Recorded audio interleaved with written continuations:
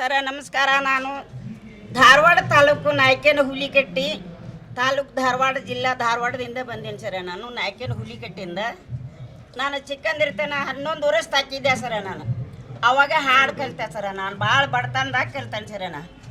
ಕಲಿತೆ ನಾನು. ಮತ್ತು ನಮ್ಮವ್ವ ನಮ್ಮಪ್ಪದು ನಾನು ಹೊಡೆದು ಕಟ್ಟಿ ಹೊಡೆದು ನಮ್ಮವ್ವ ಕಲಿಸಿದ್ರು ಸರ.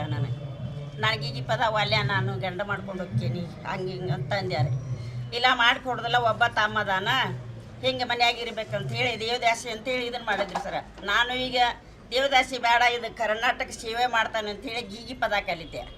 ಗೀಗಿ ಪದವನ್ನು ಕಲಿತೆ. ನಾನು ಸರ್ಕಾರ ಈಗ ಗಮನಕ್ಕೆ ತೊಗೊಂಡೈತೆ. ನಾನು ಎಷ್ಟು 50 ವರ್ಷ ಆದರೂ ನಾನು ಯಾರೂ ಇದನ್ನು ಕರೆದಿದ್ದಿಲ್ಲ ಗುರುತಿಸಿ. ಈಗ ಸುವರ್ಣ ಮಹೋತ್ಸವ ಬೆಂಗಳೂರಾಗ ಕರೆಸಿ ಸರ್ ನನಗೆ ಪ್ರಶಸ್ತಿ ಕೊಟ್ಟರು.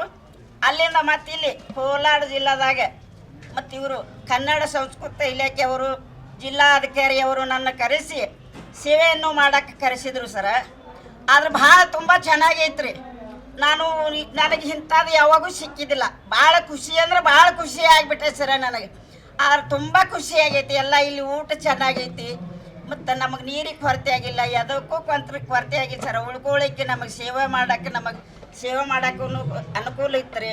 ಭಾಳ ಟೇಜನ್ನು ನೋಡಿದ್ರೆ ನನಗೆ ಭಾಳ ಸಂತೋಷ ಆಗಿಬಿಟ್ಟೈತ್ರಿ. ತುಂಬ ಸಂತೋಷ ಆಗೈತಿ. ನಮಗೆಲ್ಲ ಊಟ ಭಾಳ ಚೆನ್ನಾಗೈತಿ. ನಮ್ಮನ್ನು 3 ದಿವಸ ನಮ್ಮನ್ನು ಭಾಳ ಚೆನ್ನಾಗಿ ನೋಡಿಕೊಂಡ್ರು. ಉಳ್ಕೊಳ್ಳಿಕ್ಕೆ ವ್ಯವಸ್ಥೆ ಮಾಡಿಕೊಟ್ರು. ಆ ಜಿಲ್ಲಾಧಿಕಾರಿಗಳಿಗೆ ಮತ್ತು ಕನ್ನಡ ಸಂಸ್ಕೃತಿ ಇಲಾಖೆ ಸಾಹೇಬರಿಗೆ ನಾನು ನನ್ನ ತುಂಬ ಹೃದಯದಿಂದ ಅವ್ರಿಗೆ ಧನ್ಯವಾದಗಳನ್ನು ಹೇಳ್ತಿದ್ದೆ. ನಮಸ್ಕಾರ. ಕೋಲಾರ ಭಾಳ ಚೆನ್ನಾಗ್ಯದ ಸರ. ನಾನು ನೋಡಿದ್ದಿಲ್ಲ ಸರ.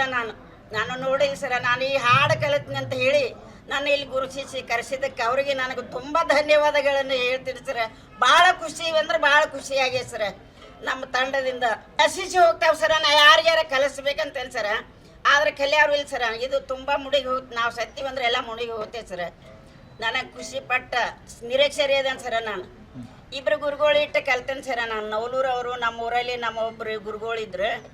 ಅವರು ಕಲಿಸಿದ್ರು. ಅವರು ನವಲೂರು ಮಾಸ್ತರ್ ಕಲಿಸಿದ್ರು. ನಮ್ಮ ಊರವ್ರು ಮಾಸ್ತರ್ ಇದ್ರು. ಅವರು ಬೆಳತಾನಕನು ಕಲ್ತೇನೆ ಸರ. ನಾವು 1 ಗಂಟೆ ಬಿಟ್ಟ ಕಲ್ಲು ಕಣ್ಯಾಗ ಹಾರೆ ಮಾಡಿ ಕಲಿತು ಬಂದು ಹಾರೆ ಕೆಲಸಕ್ಕೆ ಹೋಗಿ ಬಂದು 1 ಗಂಟೆ ಬಿಟ್ಟ ಕಲಿತಿದ್ದೆ.